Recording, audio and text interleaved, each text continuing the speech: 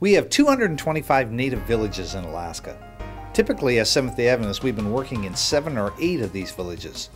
They're very isolated. They vary from a few hundred people living in them to over 1,000.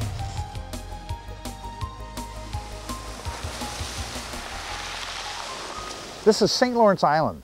St. Lawrence Island, the western tip, lies about 35 miles off the coast of Siberia, up here in the Bering Sea. This little village that I'm on is the village of Savunga.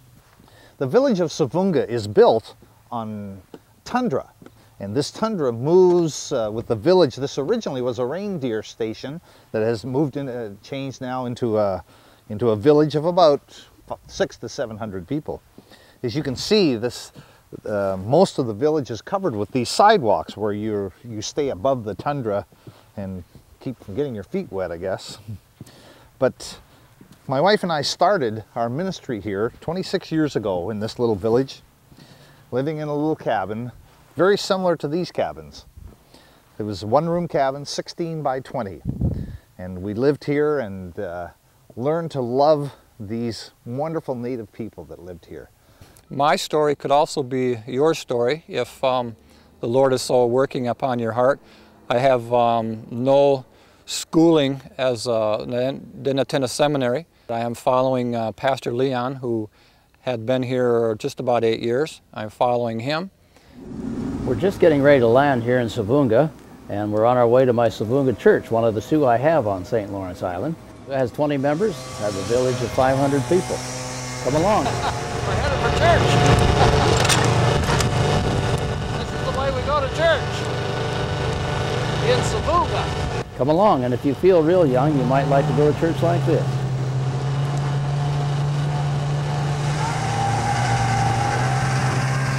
No place like the Arctic.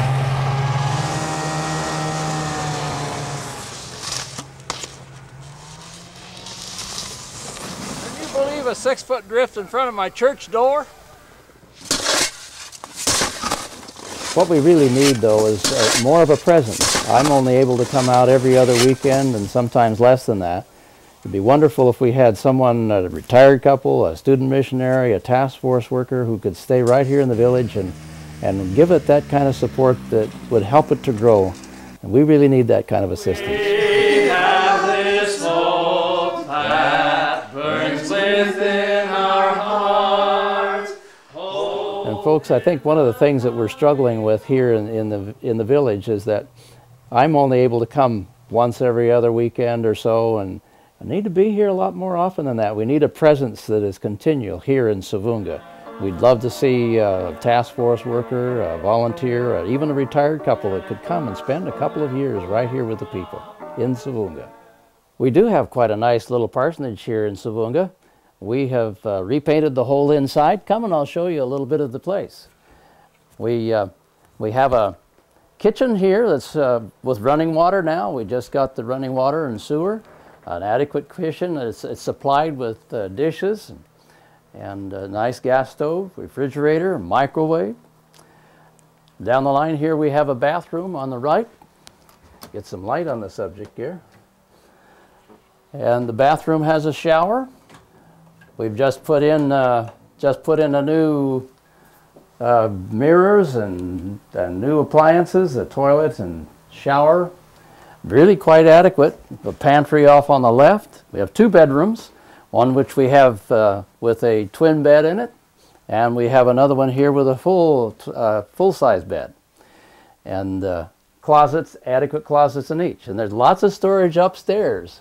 When my Vacation Bible School kids come to help us with Vacation Bible School, we sleep a lot of them right upstairs. This has a pull-down stairway, and as you can see, it's nicely painted up there as well. So we're really quite comfortable here in our island home. Love to have some of you come and help us. And we're looking for people that would be willing to be a task force worker, to be someone that would have the interest of working with Native folk in the villages. It's kind of an overseas work, if you want to call overbearing seas overseas work. You might be a Bible worker now. Maybe you're doing something for the Lord, but maybe the Lord says there's got to be something more to life than what you're doing. That was a point that I had to come to in my life. I was pouring concrete as my full-time job and Bible worker as my part-time job, and it just got to the point of thinking there had to be more to life than this. And phone call came about coming to Alaska. This could be an opportunity that maybe the Lord's working with you. Maybe you being impressed watching this video. We're going to go down to the Savoonga Native store here. The supplies come in once a year by ship. This is the store here, this building we're going to now, this green building. You'll see a little of how the Eskimos live now, caught between two cultures. Hi! This is a bush store. This is typical of most in the Arctic villages. They have a little bit of everything, kind of a general store in them. Everything from meat to frozen things to clothes, anything that you could want can all be found in this one store. Of course, it all comes in by ship, or in the summer, or by cargo plane in the winter.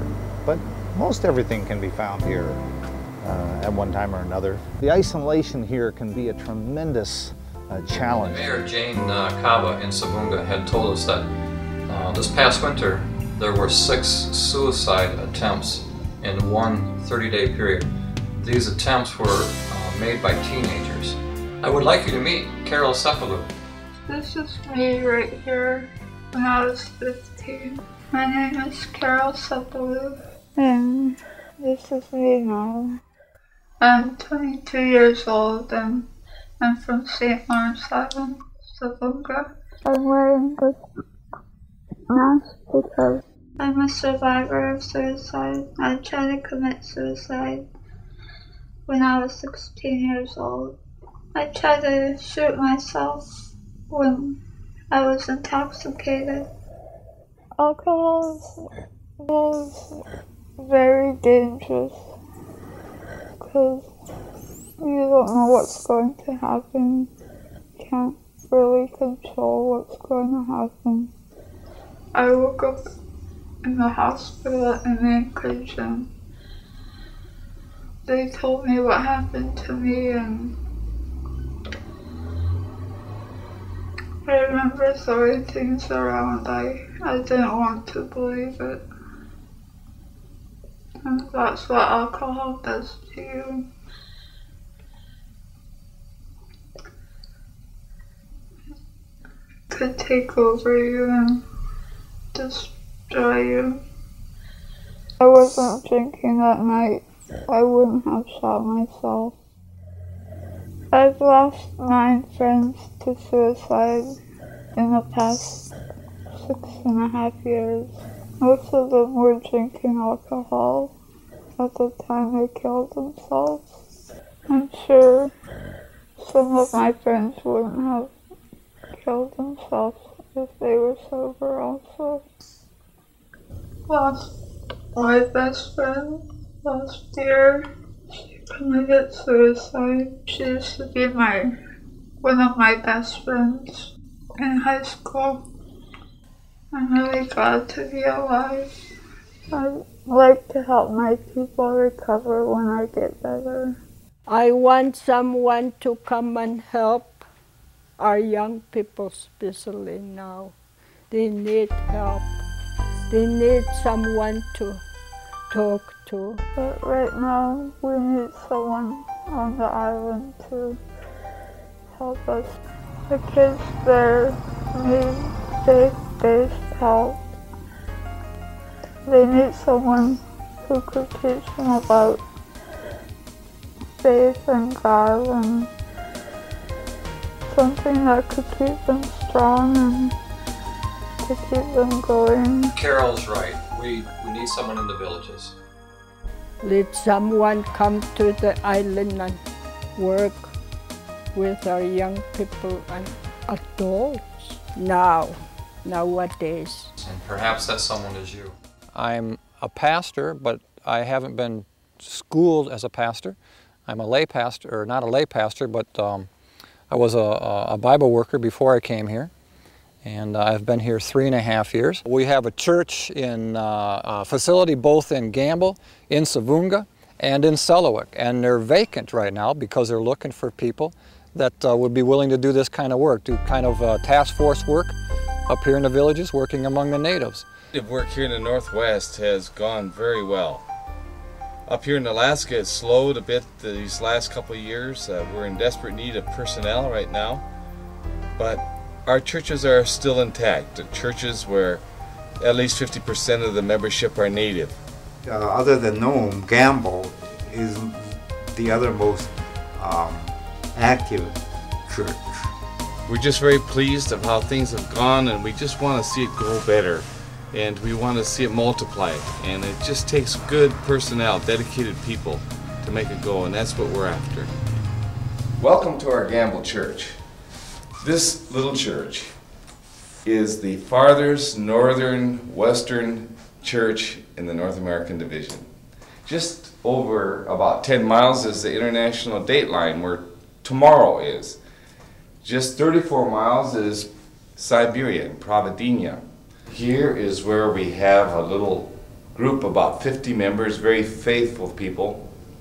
Native people who have relatives and friends just across the ice here that they want to reach out to. I've been a head deacon, but I'm the only deacon there is. This is a four-wheeler, all-terrain vehicle four-wheeler, 4x4 these days because all four wheels are driving. That's the almost the only way you can get around in the summer and winter sometimes. This is the best mode of transportation here in Gamble. As a surprise, they built an apartment.